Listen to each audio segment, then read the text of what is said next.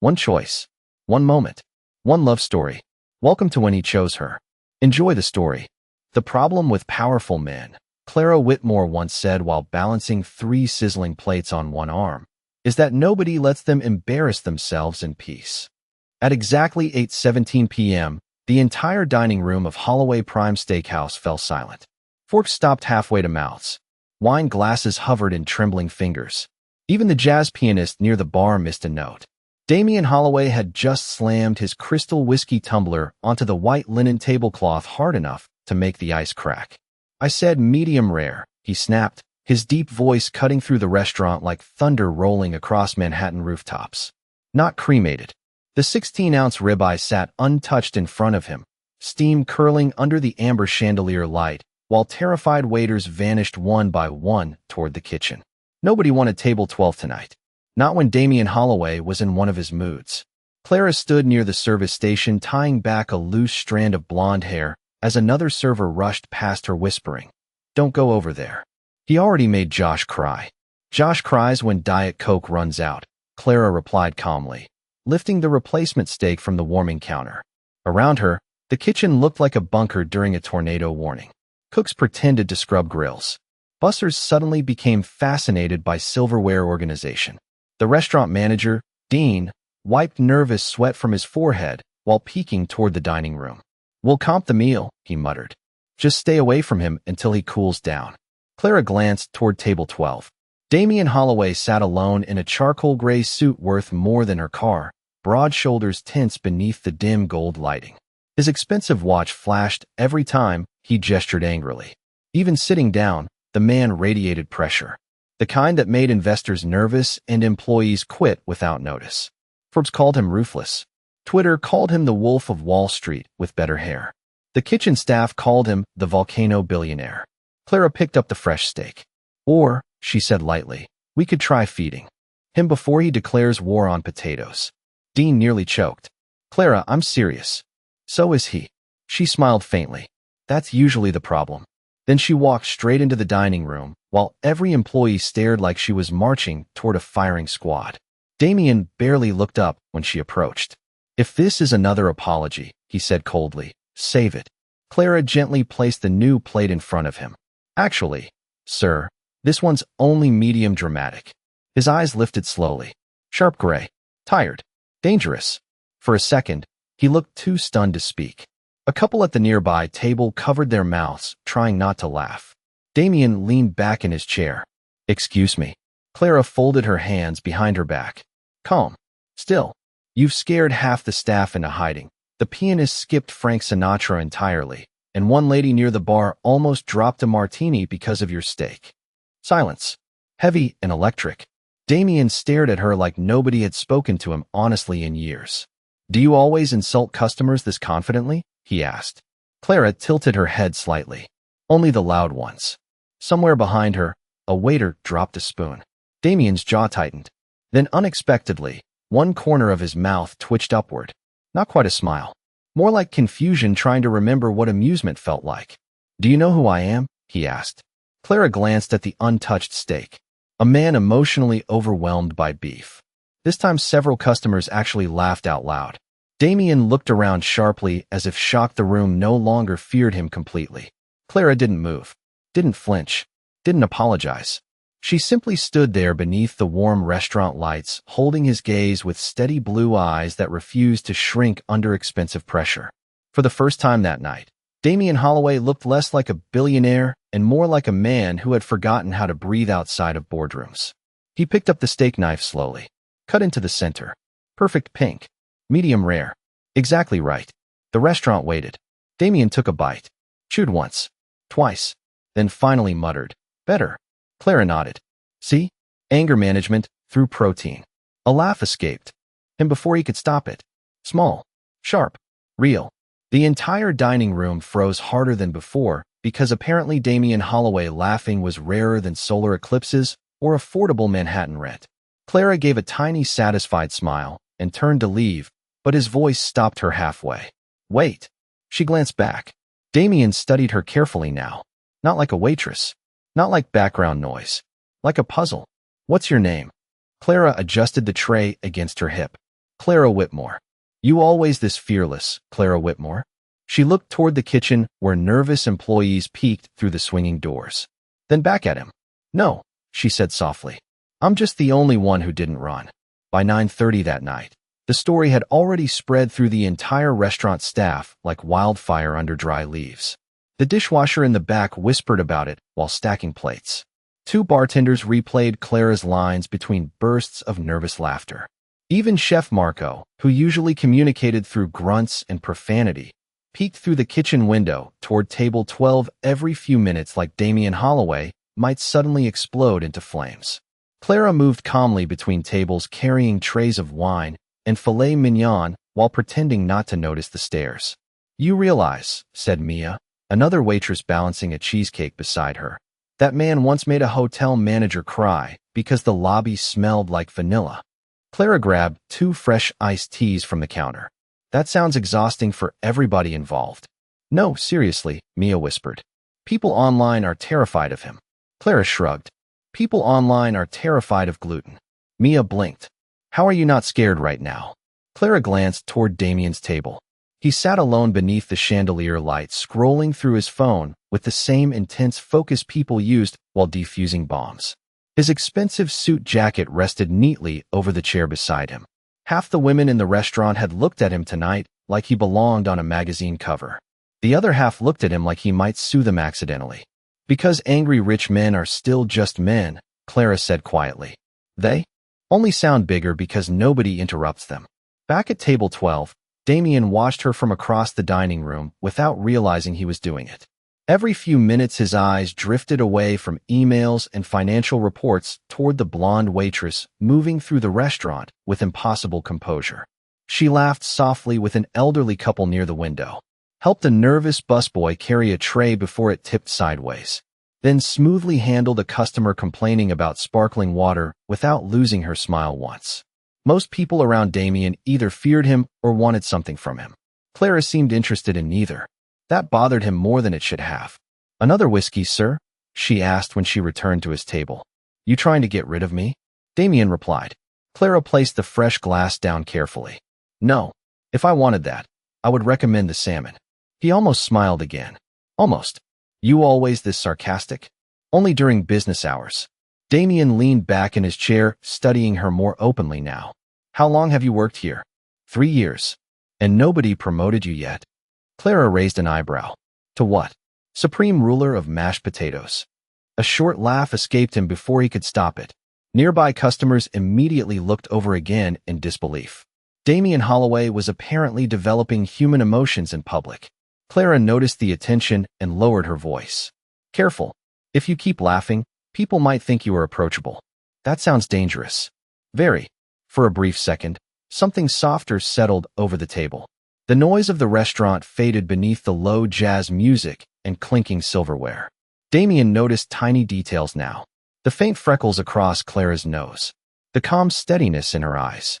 The way she never rushed her movements, even when the dining room was packed. Nothing about her felt artificial. In his world, everything was performance. Investors performed confidence. Executives performed loyalty. Even charity galas felt like billion-dollar theater productions with champagne. But Clara Whitmore felt painfully real. And real things were rare. So what is your story? Damien asked. Suddenly, Clara blinked once. My story. People do not talk to me the way you do unless they have either extraordinary confidence or absolutely nothing to lose. She folded her arms lightly. Maybe I was just tired. No, his voice lowered slightly. You looked me directly in the eye. Clara held his gaze for a moment longer than necessary. Then she smiled faintly. Maybe you needed somebody to. Before Damien could answer, a loud crash suddenly echoed near the bar. Every head turned. A young server stood frozen beside shattered wine glasses spreading across the floor like glittering ice. The poor kid looked seconds away from tears. I am so sorry, he stammered toward a furious customer. I did not mean to. This place is unbelievable. The customer snapped loudly. Do they hire children now? The young waiter's face turned pale. Damien watched Clara immediately cross the dining room without hesitation. Calm. Efficient. Like someone stepping into a storm she already understood. Sir, she said gently to the angry customer, your replacement wine is already coming. and Ethan here is going to survive this deeply traumatic encounter with gravity. A few nearby tables chuckled softly. Even the angry customer's expression cracked slightly. Clara crouched beside the terrified young waiter and quietly helped him gather the broken glass. "Breathe," she whispered. "Nobody dies from Merlot." Ethan nodded shakily. Damien stared at the scene in silence. She did not embarrass the boy, did not panic, did not make herself the hero. She simply made the entire room calmer by existing inside it. And for reasons he could not explain, Damien Holloway suddenly found himself wondering what kind of man he might have become if someone like Clara Whitmore had entered his life years earlier. Damien Holloway did not return to Holloway Prime the next night because he was hungry. He returned because a waitress had looked him in the eye without calculating his net worth first, and somehow that unsettled him more than hostile investors or collapsing stock markets ever had. At exactly 7:15 p.m., a black Rolls-Royce stopped outside the restaurant beneath the glow of Manhattan, streetlights reflecting against wet pavement. The hostess nearly inhaled her own gum when Damien stepped through the front doors again. Conversations lowered instantly. Forks slowed. Somewhere in the kitchen, somebody whispered, "Dear God, he came back." Clara was carrying a tray of iced waters when she spotted him removing his dark wool coat near the entrance. "You owe me $20, Mia muttered beside her. "I said he would never come back after last night." Clara kept walking. Maybe he misses the potatoes. Damien noticed her immediately, not because she was loud, not because she demanded attention. Quite the opposite. Clara moved through crowded rooms with the strange calm of somebody completely comfortable being underestimated. "Good evening, Mr. Holloway," she said professionally as she approached his table. "Back for another emotional confrontation with dinner?" Damien sat down slowly. "I was hoping the steak had improved its attitude." Clara placed a menu in front of him. Unfortunately, the ribeye remains difficult to reason with. A small smile threatened the edge of his mouth again. Dangerous woman, he thought silently. "You always this sarcastic with customers?" he asked. Clara considered the question. "Only the billionaires." "And what about millionaires?" "They usually complain less." Damien let out a low laugh under his breath while loosening his tie slightly. Across the dining room, 3 waitresses nearly dropped a tray in synchronized shock. Clara noticed. "Careful," she said quietly while pouring his sparkling water. "People are starting to think you have a personality." "I do have one."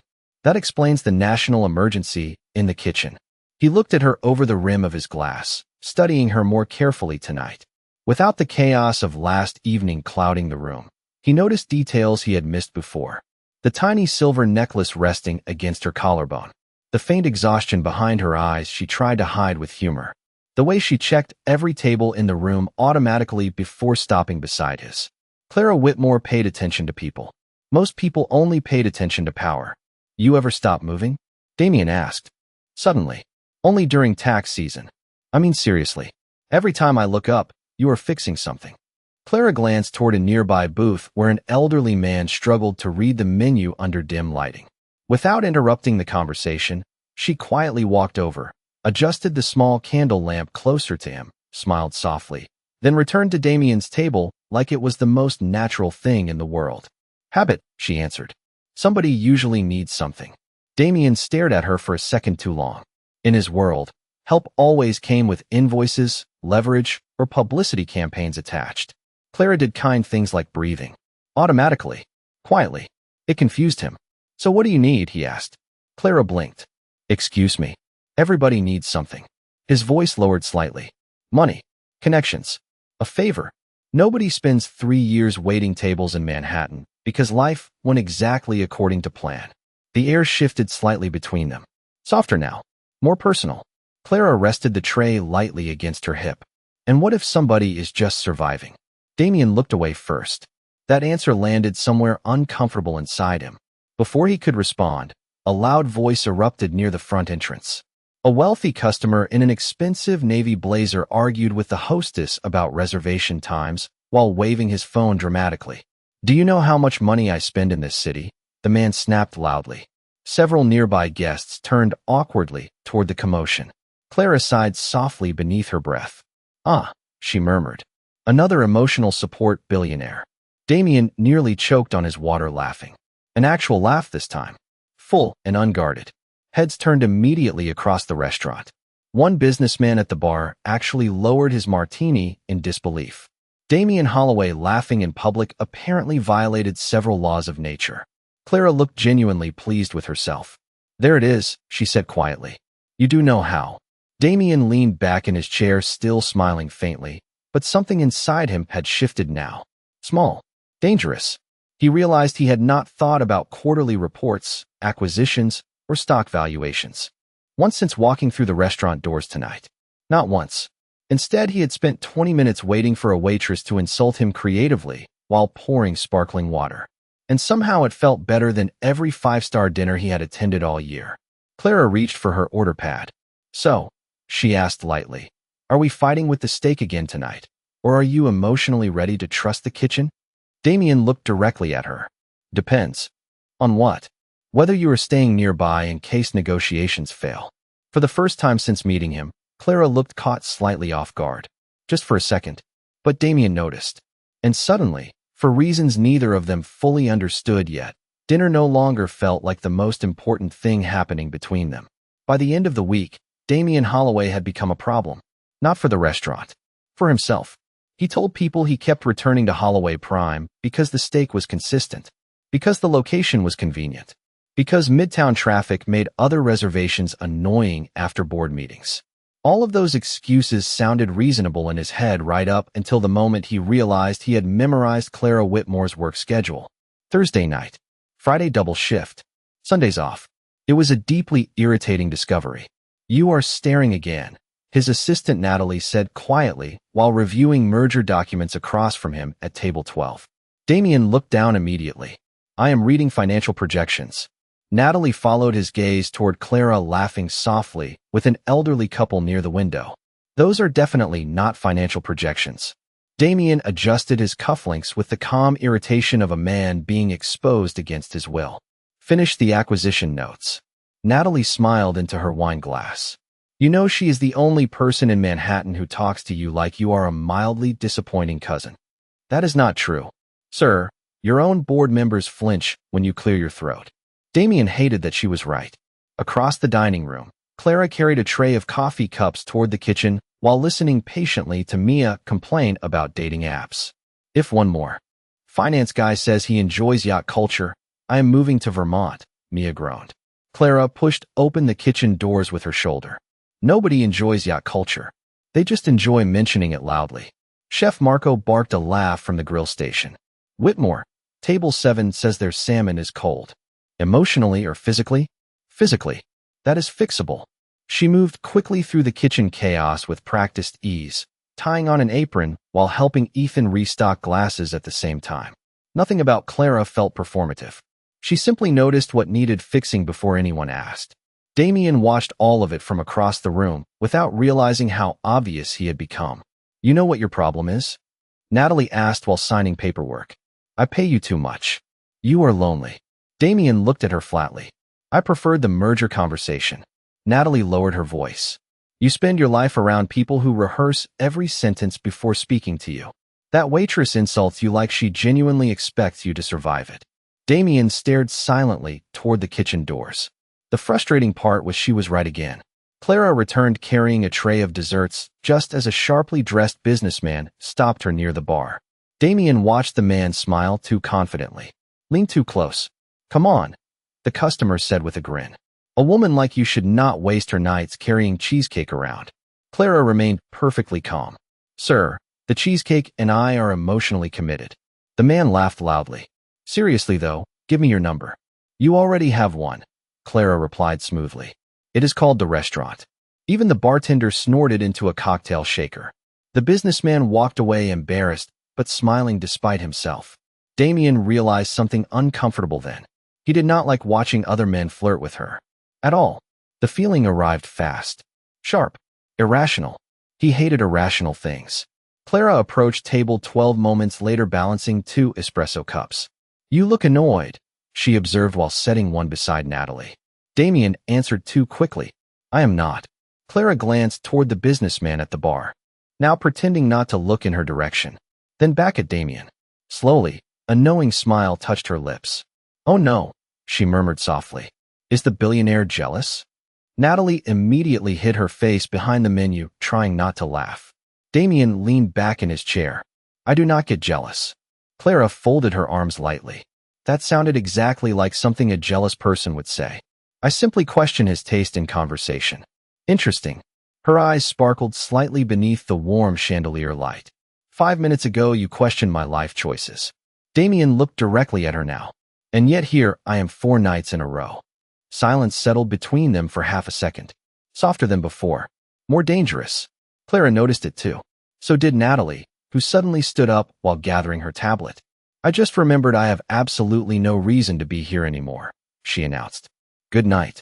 Damien frowned. Natalie, nope. She pointed toward Clara while backing away.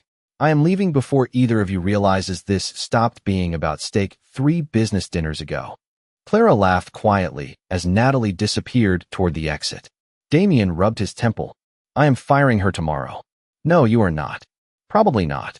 Clara picked up the empty espresso tray. You know what your problem is, Mr. Holloway? Damien looked up slowly. Everybody seems eager to tell me lately. You spend too much time trying to control rooms. Her voice softened slightly now. Some things are better when you stop managing them. Damien held her gaze longer than he should have. Somewhere behind the bar, glasses clinked softly beneath low jazz music and Manhattan rain tapped gently against the restaurant windows. For the first time in years, Damien Holloway found himself sitting perfectly still, not because he was in control of the moment, but because he did not want it to end. Rain arrived just after midnight, like Manhattan had finally grown tired of pretending to be elegant. Water streaked across neon signs. Taxi lights blurred into rivers of gold against the pavement. Inside Holloway Prime, the final customers drifted toward exits while exhausted servers stacked chairs with the quiet rhythm of survival. Clara wiped down table 12 slowly. Unaware Damien still sat there watching her over the rim of untouched coffee. You know we closed 20 minutes ago, she said without looking up. Damien checked his watch theatrically. Wow. So this is what unemployment feels like. Clara rolled her eyes while gathering silverware. Most people go home after dinner. Most people are boring. That sounds lonely. The words landed softly between them. Damien looked away first this time. Outside, thunder rolled low across the city skyline. A moment later, Mia rushed in from the employee entrance holding her phone. Clara, your car will not start. Clara froze. What? Completely dead. Mia made a sympathetic face. I think the storm murdered it. Clara closed her eyes briefly. Perfect. Damien stood immediately. I will drive you home. Clara laughed once like he had offered her a helicopter. Mr. Holloway, your car probably costs more than my apartment building. That is not a no. That is absolutely a no. Damien slipped on his dark overcoat calmly. It is pouring rain. I own an umbrella. This is Manhattan. Umbrellas here are decorative suggestions. Clara tried not to smile and failed slightly. 10 minutes later, she stood beneath the restaurant awning arguing with a billionaire while rain hammered the sidewalks hard enough to bounce. Damien leaned casually against the black Rolls-Royce waiting at the curb while his driver pretended not to listen. You are being ridiculous, Damien said. Clara crossed her arms. You are persistent. That is how people describe rich men politely. Lightning flashed briefly overhead. Clara sighed in defeat. Fine. One ride. But if you try to recruit me into corporate America, I am jumping out at a red light. Damien opened the car door for her. Noted. The inside of the Rolls-Royce smelled faintly of leather and cedarwood. Soft jazz played quietly through hidden speakers while Manhattan lights slid across rain-covered windows. Clara sat carefully like she might accidentally stain something expensive by existing near it. Damien noticed immediately. Relax, he said. The car survived hedge fund managers. It can survive a waitress. Clara glanced sideways at him. That might be the nicest insult you have ever given me. Traffic crawled slowly through wet streets while thunder echoed between skyscrapers. For the first few blocks, neither of them spoke. Surprisingly, the silence did not feel awkward. It felt peaceful. Then suddenly the Rolls-Royce jolted lightly before slowing to a stop beside a flickering 24-hour donut shop in Queens. Damien frowned. What happened? The driver looked apologetic. Flooded street ahead, sir. Police closed the avenue. Clara stared out the rain-streaked window toward the tiny neon sign glowing through the storm. You know, she said softly, This is the most emotionally dramatic donut shop I have ever seen. Damien followed her gaze. The place looked frozen in 1987. Pink neon lights buzzed weakly above fogged windows. One lonely employee mopped the floor while country music played inside. Damien looked horrified. Absolutely not.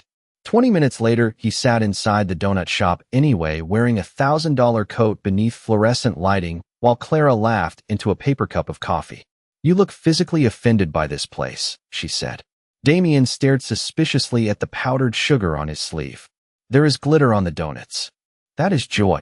That is sugar violence." Clara laughed harder this time. Real laughter. Warm enough to make nearby customers glance over, smiling. Damien found himself staring at her again. Not because she was beautiful, though she absolutely was. It was the way she existed without performance. No calculation. No manipulation. Just honesty wrapped in dry humor and tired blue eyes. "What?" Clara asked, catching him looking. Damien cleared his throat lightly. "Nothing. That is billionaire language for something." He leaned back slowly in the booth. "You laugh like you forgot life is difficult for a few seconds." Clara's smile faded softer around the edges now. "Maybe that is why I like laughing." Rain hammered harder against the windows.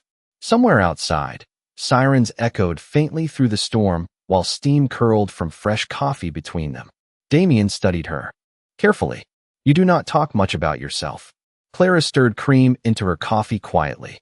"Most people do not ask." "I am asking." She looked down for a moment before answering.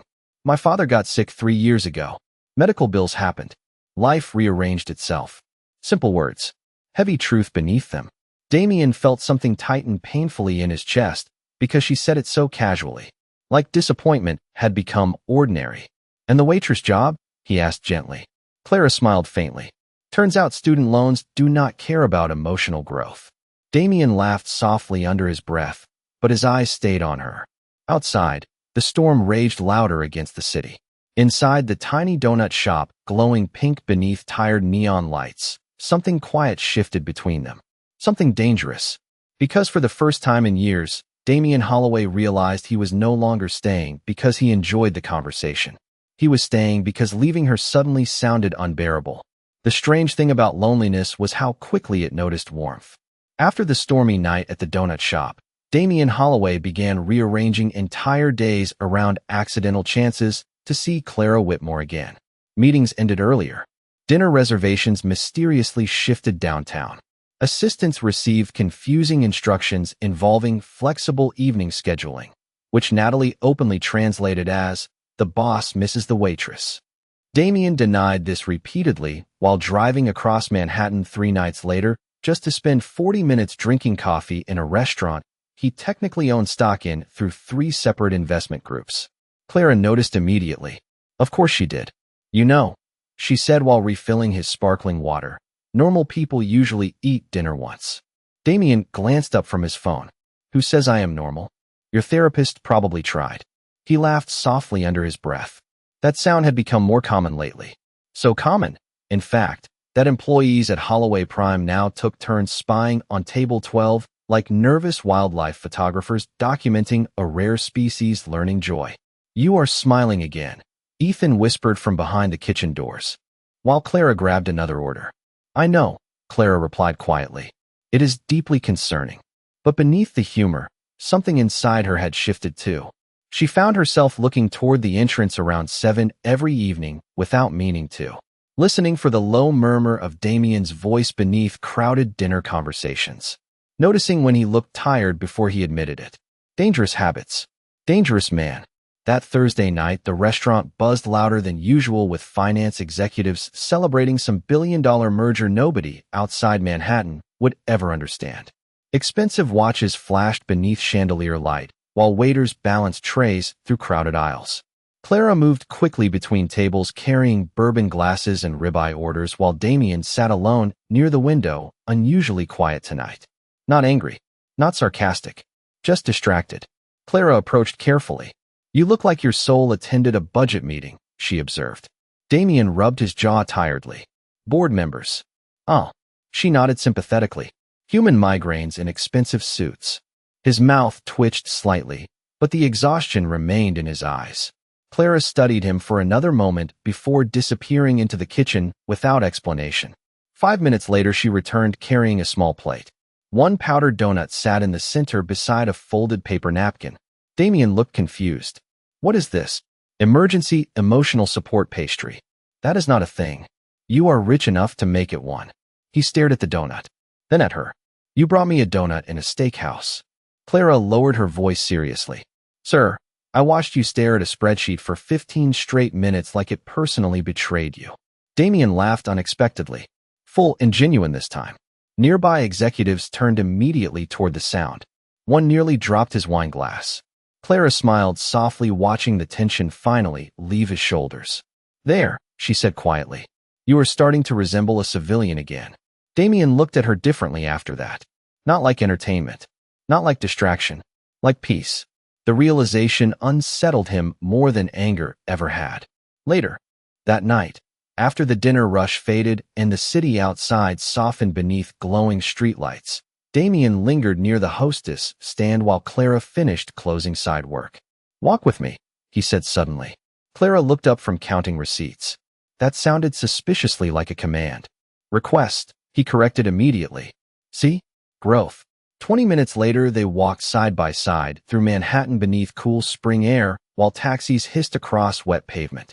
Clara carried her worn jacket folded over one arm, while Damien loosened his tie slightly, looking less like a billionaire and more like a man finally learning how to breathe outside conference rooms.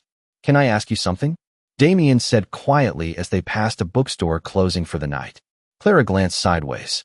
Depends how emotionally exhausting the question is. Why are you still waitressing? She slowed slightly. That again. You are too intelligent for this place. Clara stopped walking completely now. Streetlights spilled softly across her face while distant traffic hummed around them. Do not do that, she said gently. Damien frowned. Do what? Talk like honest work is some kind of tragedy. The words hit harder than he expected. Clara looked down briefly before continuing softer now. My father needed care. Bills stacked up. Life changed.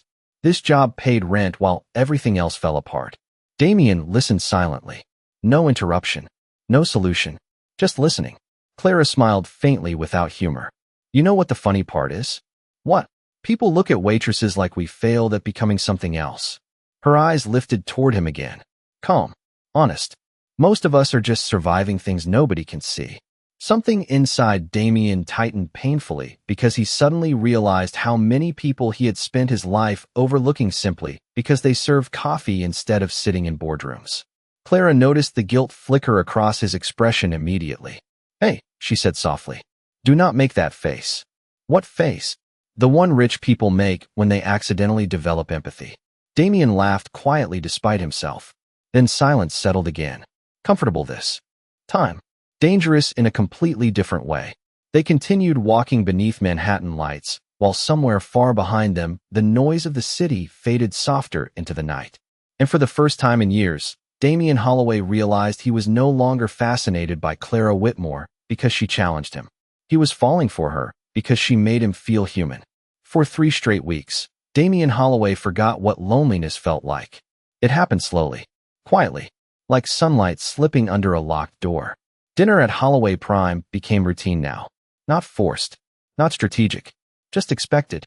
Some nights Clara sat across from him after closing while they shared leftover fries in the empty restaurant beneath dim chandelier light.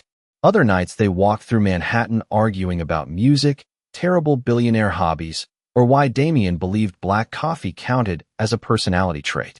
It absolutely does, he insisted one evening while they crossed Fifth Avenue beneath glowing storefront windows. Clara laughed softly beside him. No, that is emotional damage with caffeine. He looked at her then, really looked at her. Wind lifted strands of blonde hair across her face while city lights reflected in her blue eyes.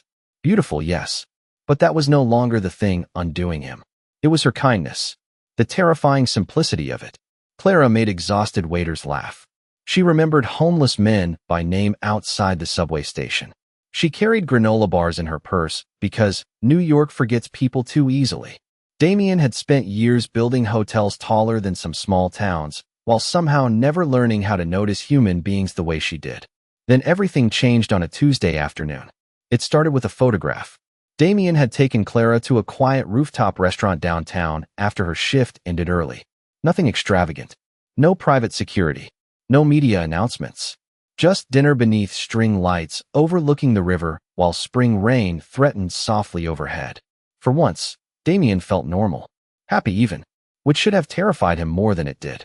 At some point during the evening, Clara laughed at something he said and touched his arm. Briefly. Simple moment. Harmless. Human. Unfortunately, someone at the next table recognized Damien Holloway immediately. By sunrise the next morning, blurry cell phone photos covered social media. Billionaire CEO spotted dining with mystery waitress. Internet detectives worked faster than federal agencies. Within hours, strangers knew Clara's full name, workplace, salary estimates, and favorite coffee order. Comment sections became cruel almost instantly. Gold digger. Opportunist. Waitress chasing money. Damien stared at the headlines from his penthouse office while anger simmered beneath his skin like wildfire trapped behind glass. We need a statement, Natalie said carefully during the emergency meeting. Investors are already asking questions. Damien looked up sharply. Questions about what? Perception. Her voice softened slightly. The board thinks this relationship may affect your public image. Relationship. The word hit differently than expected. Damien rubbed his jaw slowly while executives continued discussing branding strategies around him, like Clara Whitmore was a public relations inconvenience instead of a person. We can minimize exposure, another advisor suggested. Distance yourself temporarily until media attention fades. Distance yourself. Damien hated how reasonable it sounded inside a room full of expensive suits and controlled voices. So he said nothing. And that silence became the worst mistake of his life. By evening, reporters crowded outside Holloway Prime hoping for comments. Flashbulbs lit the sidewalk while strangers shouted invasive questions through restaurant windows. Clara arrived for work wearing her usual calm expression, but Damien noticed the exhaustion behind her eyes immediately. You okay? He asked quietly when she approached table 12. Clara forced a small smile. Apparently, I am a national threat to capitalism now. He should have stood up then. Should have walked outside and shut the entire circus down publicly. Instead, he stayed seated. Careful. Controlled. Strategic. The billionaire instinct to manage fallout before emotion. Clara studied him silently for a moment too long. You are doing it again, she said. Softly. Damien frowned. Doing what?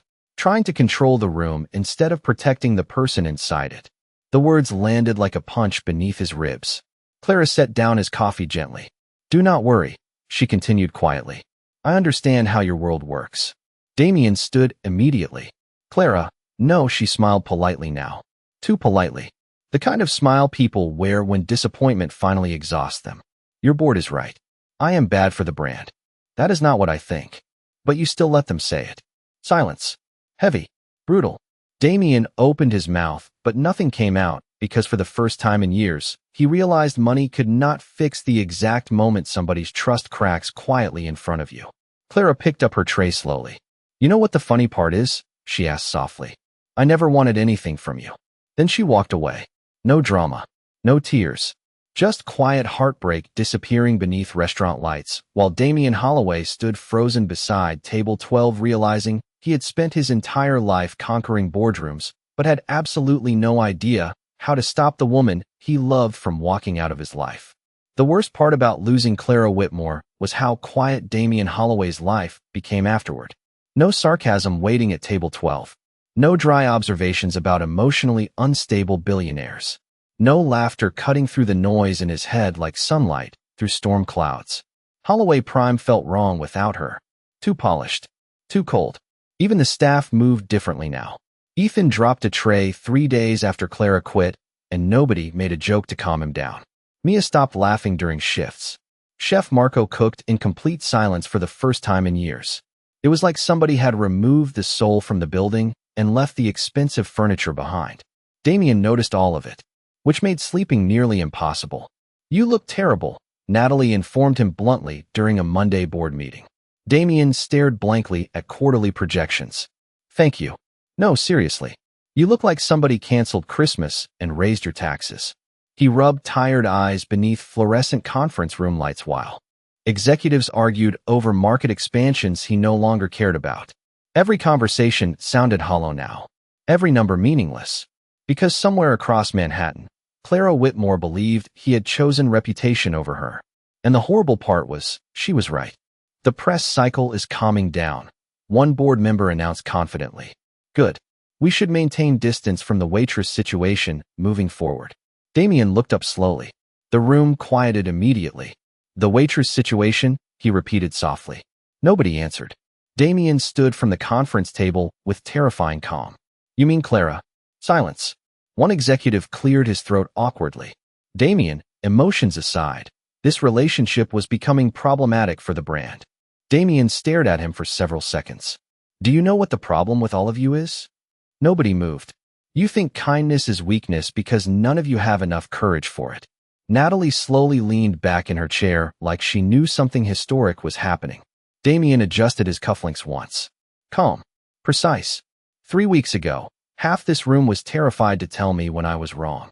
His voice lowered slightly. A waitress did it in under 5 minutes. Nobody spoke. She treated people with more dignity carrying coffee than most executives do carrying titles. Another silence. Heavy now? Uncomfortable. Damien picked up the meeting agenda and dropped it onto the table. Cancel the rest of my schedule. Sir, one board member protested carefully. The investors can survive disappointment. Damien interrupted. Apparently, it builds character. 40 minutes later, a black Rolls-Royce stopped outside Holloway Prime beneath cloudy Manhattan skies. Staff members froze when Damien stepped through the entrance without security, without assistance, without the polished billionaire armor he usually wore like a second skin. Just dark jeans, black coat, tired eyes. Where is she? He asked quietly. Mia looked up from the hostess stand. You really hurt her. Damien nodded once. Honest. I know. Chef Marco crossed his arms from the kitchen doorway. Then why are you here? Damien looked around the restaurant slowly. Empty lunch tables. Warm lights. Familiar silence. Because she was right. Nobody spoke while he walked deeper into the restaurant toward the kitchen where weeks earlier frightened employees used to hide from him. Damien stopped in the center of the room. Stainless steel counters reflected harsh overhead lights while cooks and waiters stared cautiously. I spent most of my life believing power meant controlling everything, Damien said quietly. Rooms, companies, conversations, people. The kitchen stayed silent except for the faint hum of refrigerators. Damien swallowed once before continuing. Then a waitress looked me in the eye and treated me like a human being instead of a bank account. Mia blinked quickly, suddenly emotional. Damien looked toward the doorway Clara used to walk through carrying trays and sarcastic comments. The bravest person in this building was never the billionaire everybody feared. His voice softened now. It was the waitress who was never afraid of him. Nobody moved. Nobody joked. Because every person in that kitchen knew it was true. Damien exhaled slowly. I failed her. Chef Marco stepped forward carefully. Then fix it. Damien looked up. How? Marco shrugged once. You rich people always think love needs strategy. A faint laugh escaped Mia through sudden tears. Clara does not care about your money, she added quietly. She cared whether you would stand beside her when things got ugly. Damien closed his eyes briefly because that was exactly the thing he had not done. Where is she? He asked again. This time Mia answered softly. Central Park, near Bethesda Fountain. Rain began falling lightly again by the time Damien reached the park. Cold spring rain drifting through gray Manhattan skies, while people hurried beneath umbrellas. And there, sitting alone near the fountain feeding pieces of pretzel to pigeons like the world had not broken her heart 2 weeks earlier, was Clara Whitmore. Damien stopped several feet away, just looking at her. The woman who had somehow taught a billionaire that kindness required more courage than power ever would. Clara Whitmore did not look surprised to see Damien Holloway, standing in the rain beside Bethesda Fountain. That somehow made it harder. Water rippled softly across the stone basin, while gray clouds drifted low above Central Park. Tourists hurried past beneath umbrellas. Somewhere in the distance, a violinist played beneath the tunnel arches, the music quiet and aching against the sound of rain. Clara tossed another piece of pretzel toward a stubborn pigeon before speaking. You look terrible. Damien exhaled a small laugh under his breath. Apparently, that is becoming a theme. She glanced at him finally. Dark coat damp from rain. Hair slightly messy for once. No assistance. No security. No billionaire performance. Just Damien, tired and honest, and standing there like a man who had finally run out of places to hide. You found me, Clara said softly. Chef Marco threatened emotional violence if I did not. A faint smile touched her lips despite herself. Damien stepped closer carefully. Clara, I was wrong. She looked down toward the fountain water again. Damien, no, his voice stayed gentle. For once, let me say it before I try controlling the conversation. Silence settled between them while rain tapped softly against stone. Damien swallowed once. I spent my whole life believing if I stayed calm enough, strategic enough, untouchable enough, nothing could hurt me. Clara listened quietly. Then you happened. His eyes met hers fully now. Honest. Unprotected. And suddenly losing one waitress felt worse than losing billion-dollar deals. Clara blinked quickly at that. Damien continued before courage disappeared. When those stories came out, I should have stood beside you immediately. Publicly. Loudly. Instead, I acted like a businessman first and a man second. He shook his head once. You deserved better. Rain slipped quietly through Clara's blonde hair while she studied him for a long moment. Do you know what hurt the most? She asked softly. Damien nodded immediately. My silence. Yes. Another silence. Heavy but no longer angry. Just sad. Honest. Clara looked down at the half-finished pretzel in her hands. I never cared about the headlines, she admitted quietly. I cared that for 1 second. You looked at me like a problem to manage instead of a person to protect. Damien closed his eyes briefly because hearing the truth out loud hurt exactly the way it should. I know. The violin music drifted softly across the fountain plaza, while city traffic hummed far beyond the park trees. Finally, Clara sighed lightly. You know what the annoying part is? Damien looked up cautiously. What? I still missed you anyway. A surprised laugh escaped him before he could stop it. Clara shook her head immediately. Do not look so happy about that. It is embarrassing. I am sorry, he said, failing to hide the smile forming now. You are impossible. That is rich coming from the man who argued with a steak for 20 minutes. Clara laughed softly despite herself, and something inside Damien loosened for the first time in weeks. Then slowly, carefully, he stepped closer. I do not know how to do this perfectly, he admitted. Honestly, I barely know how to do this at all. Clara folded her arms lightly against the cold rain. That is the most emotionally healthy thing you have ever said. Damien smiled faintly. But I do know one thing. What? I do not want a life where I only see you across restaurant tables. Her expression softened around the edges now. Damien, I love you. The words arrived quietly. No dramatic speech. No audience. Just truth spoken beneath gray Manhattan rain beside a fountain full of pigeons. Clara stared at him speechless for half a second. That is extremely inconvenient, she murmured softly. Damien laughed. I know. You are a billionaire. Tragic condition. You are stubborn. Also true. Clara tried not to smile and failed completely. Then finally, after weeks of hurt and longing and emotional disasters involving steak and donuts and public scandals, she stepped closer too. You know, she said quietly, most people fall in love over candlelit dinners. Damien looked down at her beneath the rain. We had powdered donuts and emotional trauma. Honestly, Clara admitted, that feels more realistic. He laughed again. Softer this time. Warmer. Then she reached for his hand at last, fingers slipping gently into his like it was the simplest thing in the world. No cameras. No headlines. No board members. Just two tired people standing in the rain, choosing each other anyway. Months later, Table 12 still sat near the window at Holloway Prime beneath warm chandelier light. But now Clara no longer carried trays through the dining room. Instead, she worked beside Damien, helping redesign customer experience training across every Holloway hotel in the country, because apparently sarcasm and emotional intelligence were profitable after all. Some nights they still stayed late after closing, sharing fries while staff cleaned around them. And every now and then, when Damien started slipping back into old habits and trying to control entire rooms again, Clara would lean closer with that calm, dangerous smile and whisper softly, Careful, Mr. Holloway. You are starting to argue with the steak again. And every single time, the billionaire laughed. If this story touched your heart, do not forget to like, share this video, and let us know where you are watching from. And subscribe to When He Chose Her channel for more emotional cinematic stories about love, dignity, and unexpected connections. Your support helps us continue creating powerful stories that remind the world that the quiet ones are never truly ordinary.